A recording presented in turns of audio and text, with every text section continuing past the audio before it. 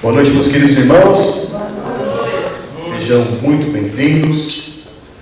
Hoje não será o nosso culto de oração como de costume, pois nós estamos aqui avançando na nossa semana de oração jovem, que tem como tema verdades sobre mim. Eu espero que no decorrer desses dias você tenha relembrado algumas verdades a respeito de cada um de nós, segundo o que a palavra de Deus tem trazido. Nós vimos no decorrer desses dias que o cristão, ele precisa nascer de novo e crescer no reino de Deus. Vimos também que o cristão, ele é uma pedra viva, ele é uma comunidade, ele faz parte de uma comunidade. Ele é uma pedra que se junta a outras pedras, tornando ali a igreja, tornando ali o corpo de Cristo. Vimos também que o cristão, ele é sacerdote. Ele tem funções sacerdotais na igreja, no lar e na sociedade. E ontem nós vimos que o cristão, ele é o quê? Peregrino e forasteiro. Tá certo? A residência final do cristão não é aqui, mas a Nova Jerusalém que o nosso Senhor Jesus preparou para cada um de nós. Amém? Amém. Hoje, meus queridos irmãos, nós vamos nos despedir do texto de Pedro. Nós vamos finalizar esse estudo no capítulo 2 da primeira epístola de Pedro, nos versos de 13 até o verso 17. E a partir de amanhã até sábado, nós vamos descobrir mais uma verdade sobre cada um de nós, mas dessa vez no livro de Apocalipse. O cristão como mensageiro. Tá certo? Então convido vocês a estarem conosco também amanhã, a partir das 8 horas, para nós entendermos essa nova fase do cristão agora como um mensageiro, como uma mensagem importante que ele precisa dar ao mundo. Meus irmãos, em João, no capítulo 13, dos versos 12 até o verso 17, ali Jesus, ele deu uma lição de humildade aos seus discípulos. Enquanto os discípulos ali brigavam para saber quem era o maior, quem iria sentar à direita, quem iria sentar à esquerda, quem iria mandar, quem iria obedecer, quem iria lavar os pés, o próprio Jesus tomou a iniciativa. Pegou uma bacia, pegou uma toalha, cingiu ali a sua roupa e lavou o pé de cada um dos discípulos. Ao terminar esse ato, que deveria ser realizado por um serviçal, Jesus disse aos discípulos que ele, sendo mestre, serviu a eles como exemplo. E eles, como servos de Deus, deveriam seguir o exemplo que Jesus deixou. É muito comum, mesmo no meio cristão, algumas pessoas terem o desejo por supremacia.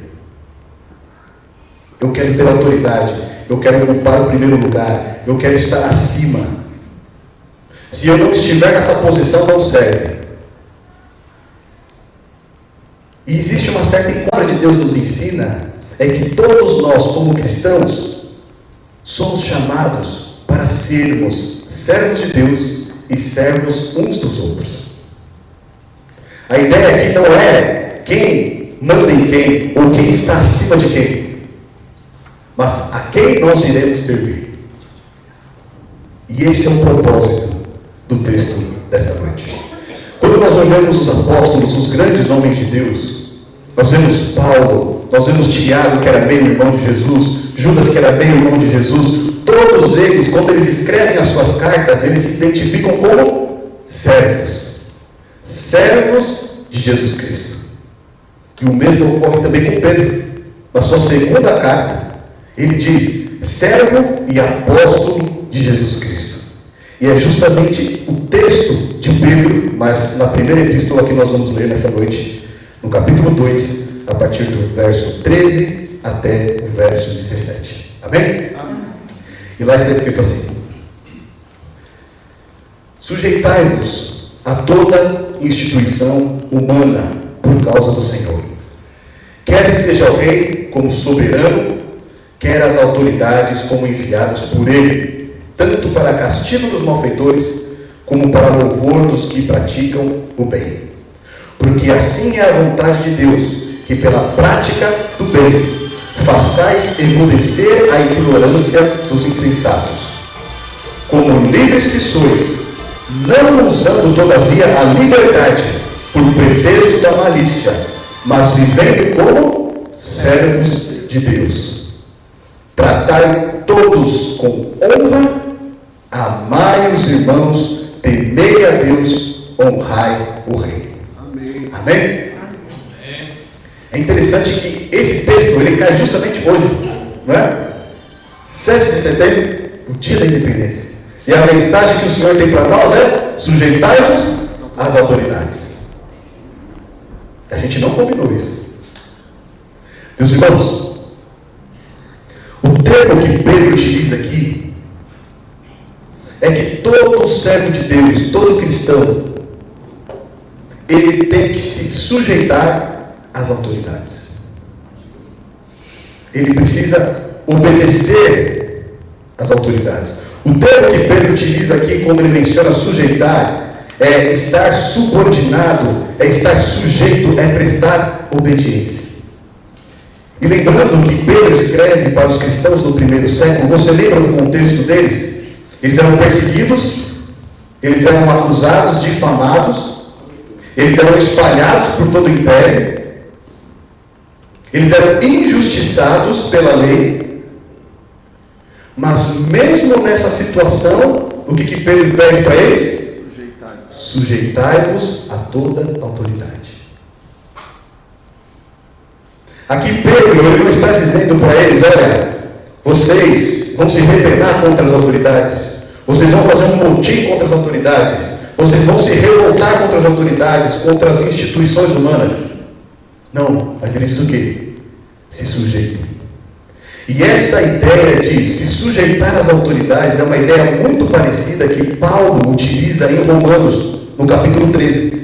Marca a sua Bíblia em 1 Pedro, mas vem comigo aqui em Romanos 13, lá no verso 1.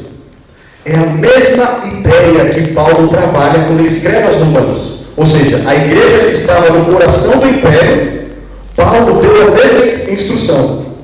Se você for até Romanos no capítulo 13, no verso 1, olha porque Pedro pede para que a gente se sujeite à autoridade e porque Paulo também diz isso.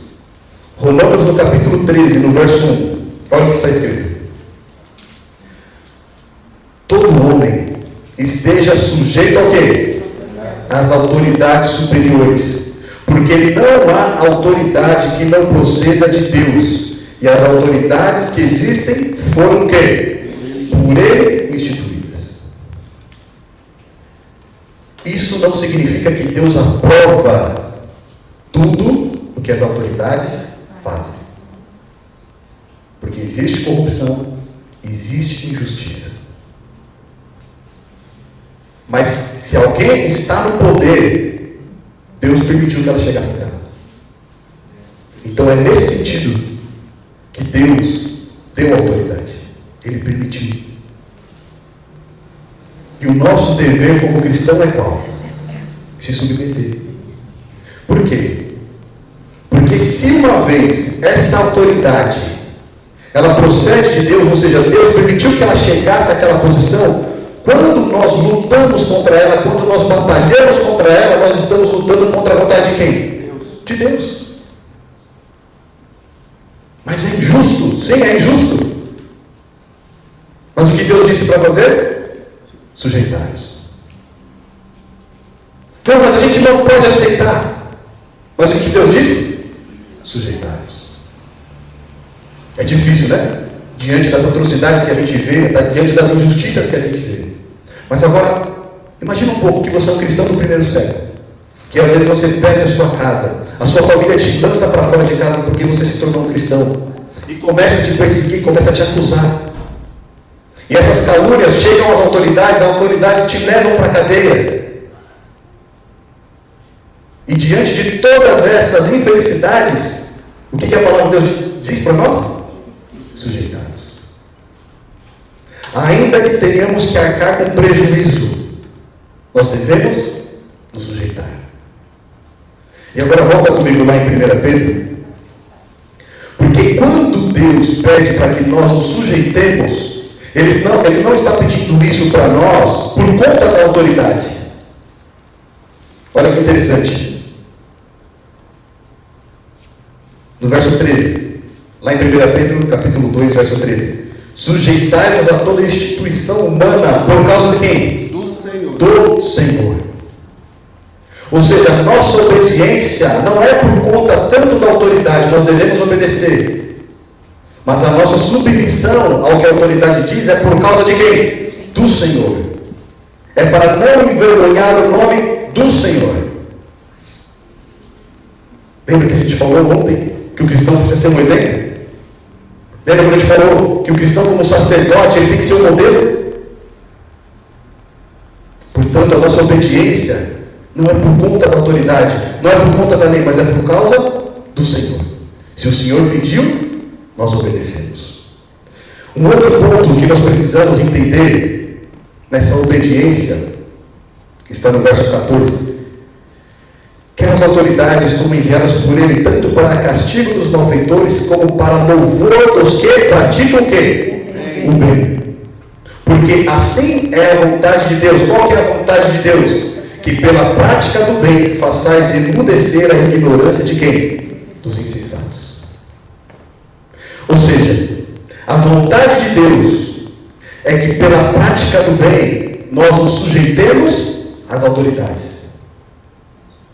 E fazendo a vontade de Deus, cumprindo a vontade de Deus, assim nós tenhamos um exemplo impecável.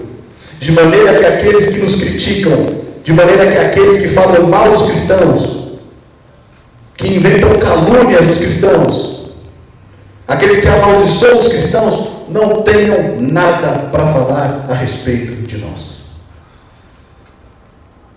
É nesse sentido que Deus requer a nossa obediência às autoridades. E perceba, meus queridos irmãos, que nas palavras do apóstolo, inspiradas pelo Espírito Santo, nós observamos que a preocupação de Deus é conosco, não é com as autoridades. Não importa se a autoridade está agindo com justiça ou com injustiça, Deus quer saber como nós vamos nos comportar diante disso. Ele está com os olhos em nós. Qual que vai ser a nossa resposta? Será que nós vamos pagar na mesma moeda? Será que nós vamos revidar? Ou será que nós, assim como o exemplo do nosso Senhor Jesus Cristo, vamos sofrer calados, mas tendo a plena consciência de que estamos fazendo a vontade de Deus? Amém. A grande importância que Deus dá nesse ponto é que Ele está preocupado com cada um de nós. Ele está preocupado com o nosso exemplo. Ele quer que cada um de nós sejamos representantes dele. E como servos de Deus, nós precisamos fazer aquilo que o Senhor pede para nós. Porque nós não somos senhores, nós somos servos. O Senhor pede, o servo obedece. Então, meus irmãos, um segundo ponto que nós observamos aqui, nesse texto de Pedro, e que nós vimos ontem também, é que o cristão, lembra que a gente falou no sábado, ele é o único ser criado que nasce duas vezes. Ele nasce uma vez de forma natural, e ele nasce uma segunda vez do Espírito, do alto. Quando ele nasce do Espírito, o cristão também, ele passa a ter agora uma dupla cidadania. Porque ao mesmo tempo que ele continua vivendo na terra, agora ele pertence à Nova Jerusalém, a cidade que Deus preparou. E por possuir a dupla cidadania, ele tem deveres, tanto para com a nossa pátria celestial, quanto também para com a nossa pátria terrestre. Em outras palavras, o que Pedro está querendo dizer aqui para nós, de uma maneira muito clara, é a seguinte: vocês entenderam que vocês são forasteiros e peregrinos, que vocês não vão ficar aqui, mas que vocês estão indo em direção à Nova Jerusalém. Mas não é só porque vocês estão caminhando para a Nova Jerusalém que vocês devem deixar de cumprir os seus deveres aqui na terra. Essa é uma ideia que muitas vezes circula. Nós só queremos as questões espirituais. Nós só se importamos com as questões religiosas. E quanto isso, negligenciamos os nossos deveres como cidadãos aqui. Esquecendo que não somente o céu está de olho no nosso procedimento, mas o mundo também está de olho. Certa vez eu parei, eu estava indo no semáforo, e é uma coisa banal, mas serve para a gente refletir. Eu estava me aproximando do semáforo e tinha um carro na frente. E quando a gente estava se aproximando do farol, o farol fechou. Só que o carro, em vez de frear, o que ele fez? Acelerou. Quando ele acelerou e ele ganhou uma distância, eu pude ver a traseira do carro. E adivinha o que tinha na traseira do carro? Um adesivo da igreja adventista. É algo banal? Ele furou o sinal vermelho. É algo banal. A gente pode achar que não tem grandes considerações nisso. Quem já não passou no sinal vermelho, não é? Mas nós temos que reconhecer que as pessoas estão o quê? Observando. Elas estão esperando o momento em que a gente tropece para falar, ah lá, não falei? Tinha que ser um cristão. Portanto, Pedro aqui, ele nos exorta de uma maneira em que vocês pertencem ao céu, mas vocês também têm deveres a cumprir aqui na terra. E esses deveres envolvem você respeitar as autoridades, se submeter às autoridades, mas também estar envolvido com as necessidades da sociedade. Hoje, meus queridos irmãos, a sociedade, ela está indo ladeira abaixo. Famílias estão sendo desfragmentadas.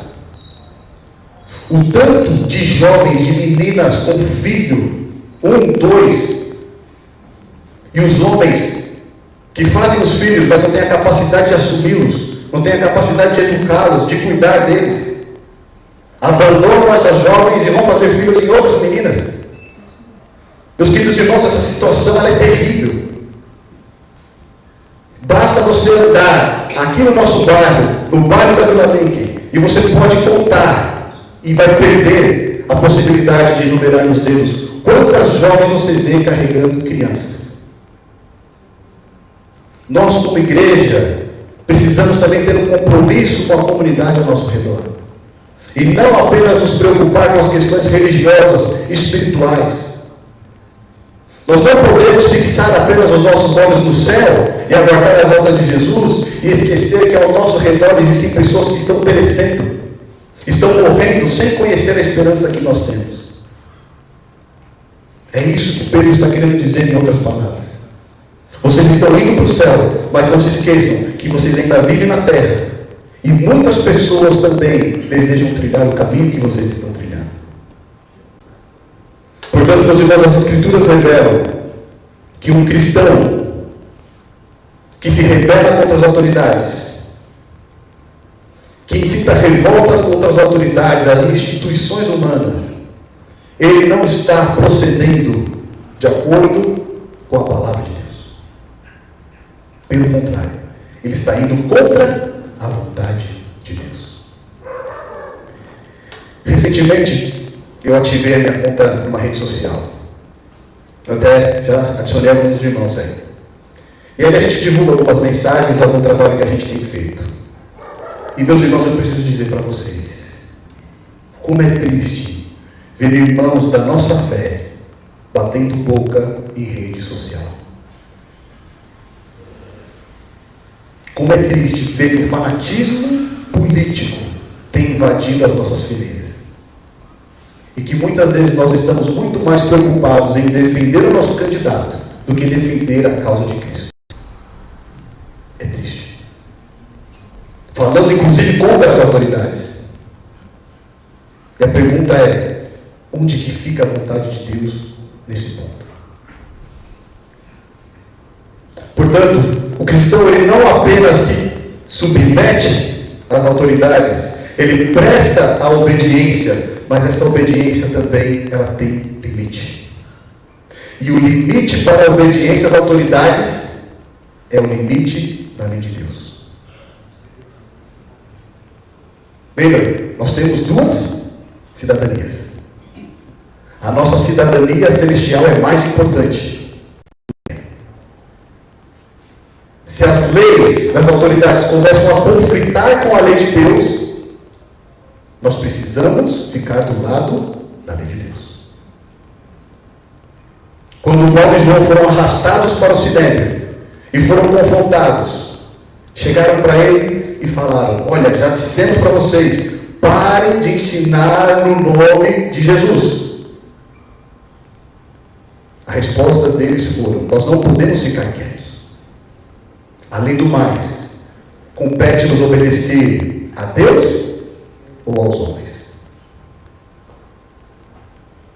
Percebe que o cristão, por mais que ele tenha que ser submisso às autoridades, existe um limite. E esse limite é a lei de Deus. Ainda que de alguma maneira sejamos injustiçados, ou tenhamos que arcar com algum prejuízo, o nosso dever como servos de Deus é obedecer o que assim diz o Senhor. Um outro ponto que nós não podemos passar por alto é o nosso papel como servos de Deus diante da sociedade. Como cristãos, meus irmãos, nós temos o dever de servir uns aos outros. E nós dizemos que servir dentro da nossa comunidade como igreja é até aceitável. Nós temos prazer em servir aos crentes, aos irmãos da fé. Mas quando Deus pede para que nós sejamos servos, esse serviço é primeiramente a Ele, mas também se estende à igreja e à comunidade fora da igreja. O cristão, como servo de Deus, ele não serve somente aos irmãos da igreja, mas ele serve também àqueles que não pertencem à igreja. E onde haja necessidade, a obrigação do cristão é ir até aquela pessoa que está passando por algum sufoco, por alguma necessidade, e ali levar o Evangelho de Cristo e atos de amor. É impossível, meus irmãos, que nós estejamos indo em direção ao céu, ao ponto de ficarmos cegos para tudo que acontece ao nosso redor, e não nos compadecermos das pessoas que estão perecendo neste mundo. Quando nós olhamos para a sociedade em nossa volta, nós podemos ver minorias que são excluídas, que são marginalizadas, pessoas que sofrem com racismo, com preconceito, pessoas que sofrem com abuso, com violência. Diante dessa crise pela qual nós passamos, muitas pessoas perderam seus empregos e não estão tendo o que comer. É nossa obrigação ir até esses locais e mostrar um pouquinho de Jesus para essas pessoas. Agora existe um ponto curioso, meus irmãos, que todas essas questões sociais que estão à nossa volta, de minorias, de pessoas vulneráveis, hoje, infelizmente, elas foram sequestradas por políticos, por partidos, por ONGs, por associações. Nós vemos políticos defendendo as crianças, nós vemos políticos defendendo as mulheres, nós vemos ONGs defendendo os vulneráveis, pessoas que sofrem com preconceito, quando na realidade esse papel deveria ser da igreja. Mas eles sequestraram. E se eles sequestraram, é porque em alguma medida nós faltamos nesse ponto. Nós não estávamos ali presentes. Porque se estivéssemos, eles não precisariam anunciar que eles estão fazendo as coisas. Porque as pessoas iriam ver. Não, a igreja tem feito o seu papel. Tiago, na sua carta, ele diz que a religião verdadeira é visitar os órfãos e as viúvas. A religião verdadeira é visitar e cuidar dos órfãos e das viúvas. E aqui você inclui todos os necessitados. Pessoas que sofrem preconceito por sua opção sexual, nós temos que acolher essas pessoas. Nós não devemos compactuar com o pecado. Devemos mostrar o caminho que deve ser seguido, mas não devemos desprezar como as outras pessoas fazem, nem humilhar como as outras pessoas fazem. Pessoas que sofrem preconceito racial, nós temos que acolher essas pessoas e mostrar aquele que pode tirar do coração toda a mágoa, todo o ressentimento, que é o nosso Senhor Jesus Cristo. Pessoas que estão passando fome, nós temos um trabalho maravilhoso com a ASA. Deus seja louvado por isso. Deus seja louvado por estes sorteios que nós estamos tendo a cada dia. No entanto, no mês seguinte, aquela família vai ter fome de novo. Nós precisamos mostrar algo do qual ela vai se alimentar, ou alguém de quem ela vai se alimentar e não vai voltar a ter fome, que é o pão vivo que desceu do céu, nosso Senhor Jesus Cristo. Amém. Percebe que todas essas pautas que são importantes para a sociedade, outros grupos sequestraram. Um lugar onde a igreja deveria estar atuando como servos de Deus. Graças a Deus, meus queridos irmãos, a nossa igreja, ela tem um grande papel nessas obras. Nós tivemos agora em agosto, quebrando o silêncio, não é isso? Nós temos um mutirão de Natal, agora tem um mutirão de Páscoa também. E temos, dentre outras atividades, desbravadores, que buscam o quê? Auxiliar essas pessoas que estão numa situação vulnerável, que estão marginalizadas, que estão excluídas. Mas é muito importante, meus irmãos, que essas ações não fiquem apenas na esfera institucional, apenas no nome da igreja, longe, lá na associação, lá na união, lá na divisão. Não. Nós precisamos trazer essa realidade para a nossa igreja local, no meio da comunidade a qual nós servimos. Porque nós temos plena certeza que as pessoas ao nosso redor, meus irmãos, estão morrendo. E muitas vezes nós não estamos percebendo isso. Muitas dessas pautas, elas atraem os jovens. Você deve ter percebido isso. Eles querem se envolver com essas questões. E é aí que nós temos perdido os nossos jovens. Porque aquilo que nós não estamos fazendo como nosso papel como cristão, como servo de Deus, o comitê político está fazendo. A ONG está fazendo. A associação está fazendo. E com isso, o jovem que tem um espírito missionário, ele se associa. Só que a partir do momento que ele se associa, ele também é envolvido em outras questões que são contrárias à palavra de Deus. Percebe onde nós estamos perdendo? Aonde nós estamos perdendo os nossos jovens, muitas vezes? E aí nós não entendemos. Porque até, inclusive, muitos pastores defendem mais causas sociais do que defendem a palavra de Deus. Sendo que uma não é contrária à outra. Não é uma ou a outra. É uma e a outra. Todo esse trabalho precisa ser feito, mas fundamentado na palavra de Deus. Sem rebaixar a norma, sem rebaixar a lei de Deus. Precisamos ser servos de Deus e ter alcance dessas pessoas, mas sem jamais compactuar com o pecado. Isso é uma questão muito séria, meus irmãos. A Bíblia Inspirada diz que muitas pessoas guardam no coração o desejo de caminhar pelas terras em que Jesus caminhou, andar pelas ruas que Jesus andou, estar presente nos locais onde Jesus esteve. Muitas pessoas têm o desejo de ir lá para Jerusalém. Eu andei onde Jesus andou, eu visitei os locais onde Jesus visitou, eu toquei ali no templo onde Jesus entrou. Mas a mesma Bíblia Inspirada diz que se nós quisermos trilhar o caminho que Jesus trilhou, nós não precisamos ir a Jerusalém. Basta nós irmos nas regiões pobres, entrar nas favelas, entrar nas casas de mães que são mães solteiras e têm que cuidar de 1, 2, 3 filhos sozinhos, visitar os idosos que foram abandonados pelos filhos. Basta nós irmos a estes locais e nós iremos trilhar o mesmo caminho que Jesus trilhou. Quando nós vemos o exemplo de Cristo, Cristo, ele saciava a necessidade das pessoas. Ele curava de uma enfermidade. Ele multiplicava o pão, multiplicava o peixe. Cristo, ele aliviava o fardo das pessoas.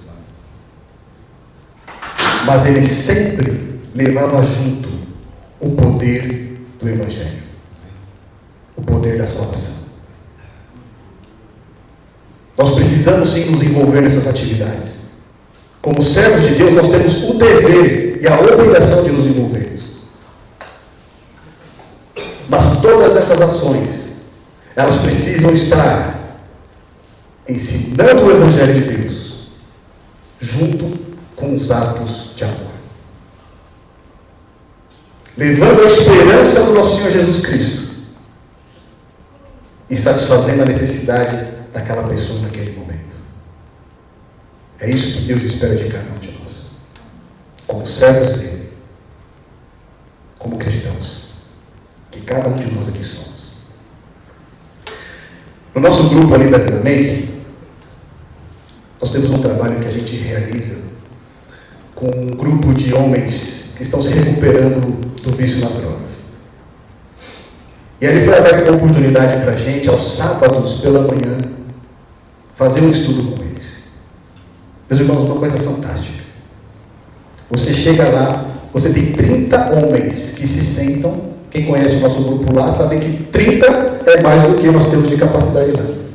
Então 30 homens se assentam, abrem a palavra de Deus e estudam a Bíblia conosco.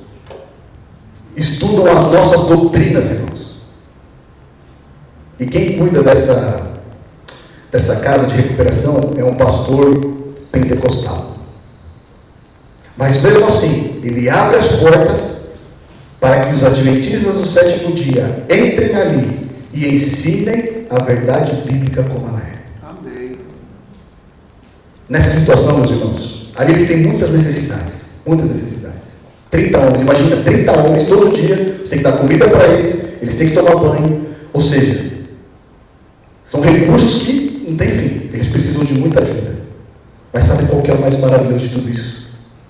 Que para nós, eles nunca pediram nada material. Uma vez nós estivemos lá e falamos assim, pastor Eduardo, que é o responsável, pastor Eduardo, está precisando de alguma coisa? E ele falou assim, olha, para a gente aqui, o mais importante é vocês trazerem a palavra. Porque quando vocês trazem a palavra, a nossa semana ela é diferente. Amém. Vocês saem e a gente está no ambiente, o ambiente continua. Parece que a gente sente a presença de Deus aqui. Nós ficamos cerca de 3 meses sem dar estudos para eles. Por conta de alguns conflitos de agenda, a gente ficou 3 meses sem dar esses estudos.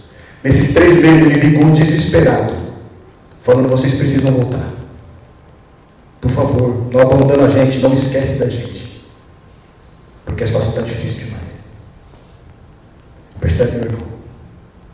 É o poder do Evangelho de Cristo, associado com atos de amor. É dessa maneira que nós, como servos de Deus, seremos exemplo para as pessoas ao redor. E no grande dia do nosso Senhor Jesus Cristo, ninguém poderá levantar nenhuma acusação sobre a minha vida e sobre a sua vida. Amém. Que Deus te abençoe nessa noite. Amém.